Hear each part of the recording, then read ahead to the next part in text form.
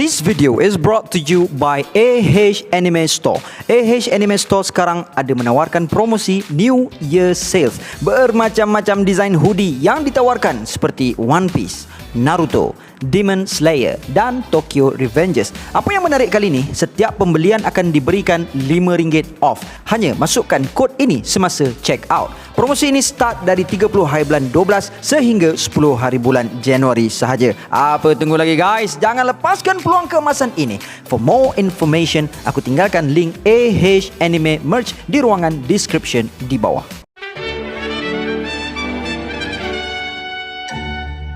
What up gang? Malaysia, Indonesia, Singapura, Brunei. Assalamualaikum, it's your boy Kimis Coverto. Alright guys, hari ni aku nak dedahkan kepada korang spoiler chapter 137 yang bertajuk Shuron Hake. So macam biasa, thanks to Korean Liquor atas info ini dan Redon dari Arlong Park Forum atas pengesahan spoiler ini. So lepas aku baca spoiler ni, banyak yang bermain di fikiran aku, and aku percaya korang pun sama. So kepada korang yang tak nak di spoilerkan, video ni mungkin tak sesuai untuk korang, tapi kalau korang tetap juga untuk terus menonton, you guys are awesome. So tanpa melengahkan masa lagi, jom let's proceed with the content.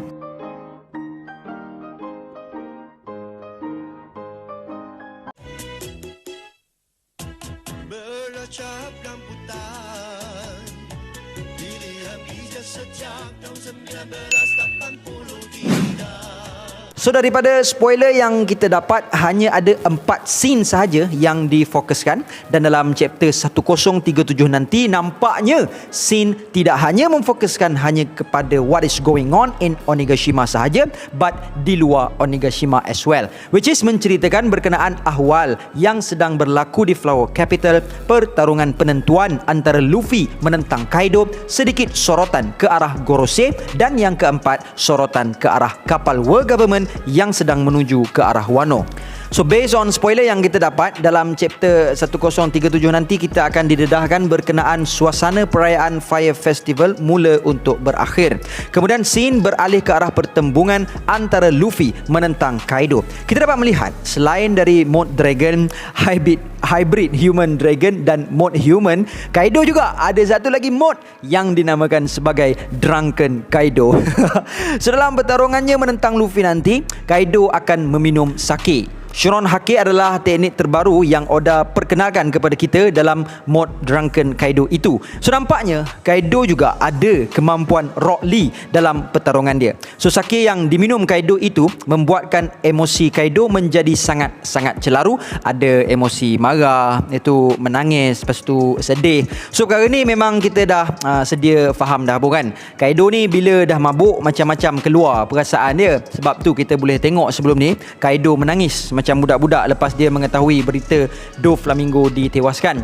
Lepas tu kita boleh tengok emosi marah dia masa dia tengok foto bounty Luffy dengan Law, then dia henjut anak buah dia sendiri. So benda ni sangat-sangat biasalah untuk Kaido. Cuma pada aku tak sure sama ada Kaido minum sake tu untuk meningkatkan kekuatan dia atau tak. But for me personally, Kaido ni boleh tahan kuat juga dia minum sake, kira kaki botol lah juga kan. Dan kalau kita perasan, agak beberapa jam jugalah dia tak dapat minum sake sebab sibuk berlawan. So aku tak sure sama ada dia minum sake tu untuk meningkatkan kekuatan dia atau memang dia dah sangap nak minum sake. Sebab as far as we concern, masa Kaido mabuk sebelum ni, Luffy mudah merebahkan dia dalam mod naga masa pertarungan pertama dorang sebelum ni kan. So we shall see. Alright, then what will happen dalam chapter 1037 adalah possibly Kaido dan Luffy akan bertukar-tukar serangan, di mana Kaido akan mengasak Luffy dengan serangan Gundari Ryuseigan, manakala Luffy dengan serangan Gomu Gomu no Rock Gatling. Kemudian what is interesting in this chapter adalah scene telah beralih ke arah location di luar Wano, which is di Pangaea Castle di Marijoa. Sebelum ni kita pernah disajikan location di luar Wano, which is di masa scene Rock Lucci tu kan. But dalam chapter 1037 ni, Oda akan highlight kepada kita bos dia, The Gorosei. Dan dalam scene Gorosei tu, Gorosei sedang berbual-bual berkenaan penangkapan Nico Robin. Okey, pause kejap. So guys, maybe you all perasan ataupun tak, sebenarnya benda yang Oda highlightkan kat sini is the real deal pada aku. Bayangkanlah, masa dorang nak sita Pulau O'Hara pun, dorang hantar special branch dorang kan, which is the Cyberpol. Lepas tu siap hantar Buster Call lagi kan. Kau nampak tak?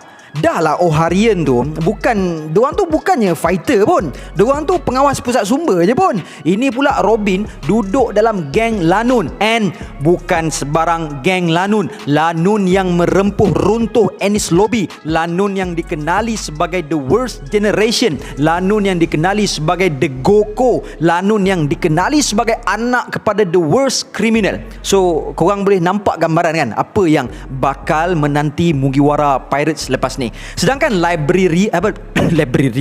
sedangkan librarian je pun Buster Call dihantar. Untuk Robin yang berada dalam Mugiwara Pirates ni, tak tahulah bala tentera bala jenis apa yang akan dihantar. So in my opinion, ni just my 2 cents thought je lah kan. Maybe SSG lah kot. Kemudian Oda memberikan kepada kita satu pendedahan yang pastinya bakal menjadi bualan, tekaan, spekulasian dan teorian ramai fan One Piece nanti, which is Oda mendedahkan bahawa seseorang dari Fleet World Government memaklumkan kepada pihak Gorosei bahawa mereka melihat satu bayang-bayang, dan Gorosei pula dorang macam mustahil, benda tu dah berkurun-kurun tak awaken. Kemudian spoiler berakhir dengan Gorosei bercakap tentang sebuah devil fruit yang mana mereka telah menyorokkan nama sebenar buah devil tersebut. Gila. Okey, kat sini kita ada perkataan berkurun-kurun dah tak awaken. Lepas tu pula kita ada perkataan devil fruit yang diubah nama dia supaya devil fruit itu dirahsiakan nama sebenarnya. Adakah devil fruit yang disembunyikan nama sebenarnya tu adalah devil fruit Gomu Gomu no Mi? Sebab sebelum ni kita didedahkan kesalahan Hushu yang telah gagal melindungi devil fruit Gomu Gomu no Mi daripada dicuri, dan lepas tu Hushu dipenjarakan. So guys, mungkinkah devil fruit yang Gorosei bagi tahu diorang telah usahakan untuk sembunyikan nama dia tu adalah devil fruit Gomu Gomu no Mi, dan bayang-bayang yang Fleet World Government tu nampak adalah bayang-bayang Luffy dalam mode awakeningnya. Gila kalau betul guys.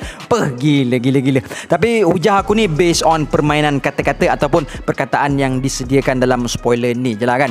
Kita still tak tahu the fact for sure until chapter 1037 ni keluar. Dan satu lagi yang berada dalam pemikiran aku juga, mungkinkah inilah masanya the lurking legend akan muncul.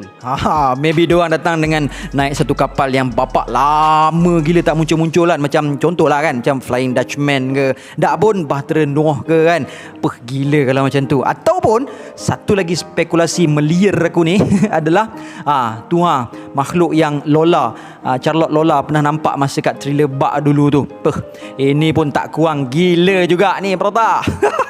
Entahlah, aku tak pernah rasa se-excited ni untuk tunggu manga baru lepas keluar spoiler. Sebab info dia sangat-sangat tergantung sepi dan tergantung part yang paling pula tu. Siap betul.